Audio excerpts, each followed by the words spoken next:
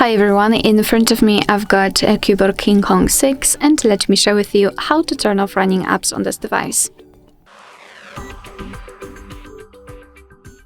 So all we have to do is to enter the recents, and depending on what kind of navigation type you've got set, you can do it differently.